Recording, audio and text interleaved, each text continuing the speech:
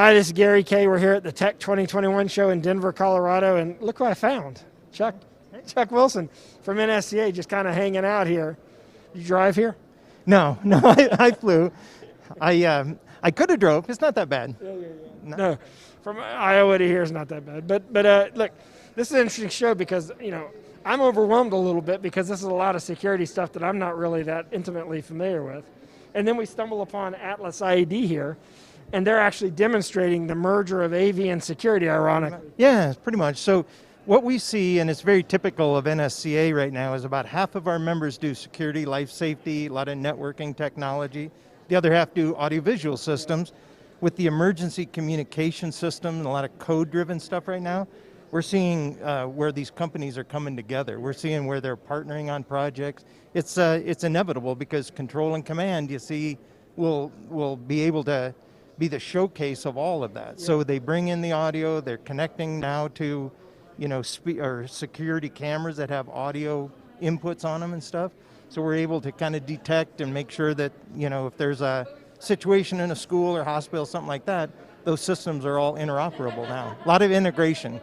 Yeah, and this is an interesting show because as an integrator, whether you're AV or security, you get an opportunity to become a dealer of both, right? Because they're offering both. This is PSA and USAV combined. It's interesting. I haven't seen you in person in over a year. We've been talking, and although I do remember what you look like, we're going to keep our masks on because we are here at, we're still in a pandemic. We just want to be respectful, and not that I don't trust you or anything, but I did just fly in this morning. You flew in this morning as well. So tell me how the market's going. What are you seeing? What's the temperature? You're talking to a lot of integrators out there. I'll tell you, the only thing predictable is how unpredictable it is, really, because we've seen companies that their revenues are up this last year. We've seen others that are way, way down. I can tell you this, if you're in pure corporate AV, that was hit the hardest in the last year.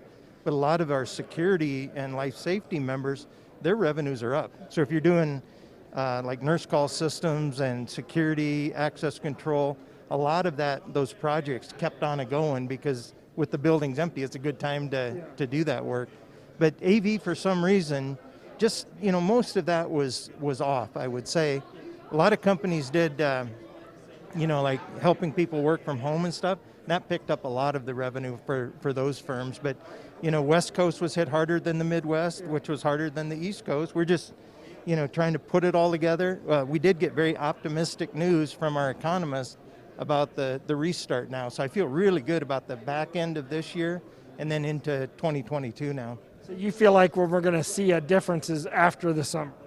Yeah, I think so. And what we're seeing now, the challenge is going to be if the economy comes back as strong as we think it is, then we're back into that same situation of skilled employees and then anything to do with the supply chain. So we're kind of worried that if things pick up too rapidly and the projects open up all at once, are we able, from the vendor side to manage all that? Then we have that chip shortage. The chip shortage, things like that are causing people to worry. So, this summer could be really, really busy, I think, for our members if, in fact, we keep the trend going the way it is now. Nothing else happened pandemic-wise.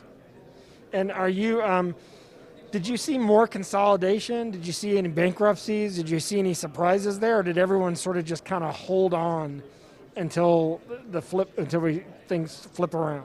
Well, we saw in our membership, and we got about 1,000 member companies, we only had one that went bankrupt. Ironically, 2 new member companies formed as a result of that. So it was the same people who are now working for a new business, which was great. As far as the, I don't know, it's just the general feel of companies. The PPP funding helped them a lot. Yeah. So the first round, moved the can down the road, then they kicked it down the road the second time. Right now we're seeing companies that the liquidity factor is starting to put pressure on them. So they're using their line of credit again now that funding has run out.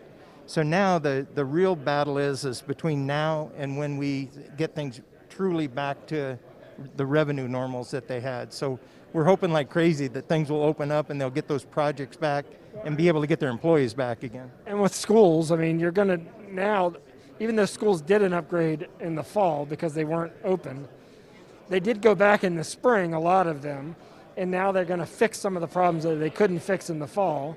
So I would think the education market's going to do pretty well. And now I saw an article just today, our announcement just today. It was either JP Morgan or Merrill Lynch announced that they're sending all their employees back to New York City starting in July. Yeah. So isn't that going to trickle in a lot of corporate AV business as well? It should, and I think the companies that were hurting on the corporate AV side will be the ones that recover really quickly too. So the question is will they get their employees back? Will they be able to get the product lines that they want back again, the supply chain side of it? But I'm really feeling like, from talking to our members, their sales funnels, not necessarily their backlog, but their funnel looks really, really good. So if all these projects happen at once, that could be something. All right, well, good. Well, I mean, you would know better than anyone because that's your business is to make sure you know what your members need. Right. And that means they're telling you how things are going. So if you're not a member of NSCA, join them. Yeah. NSCA.org, join them. I mean, this is what they do. They provide this kind of advice.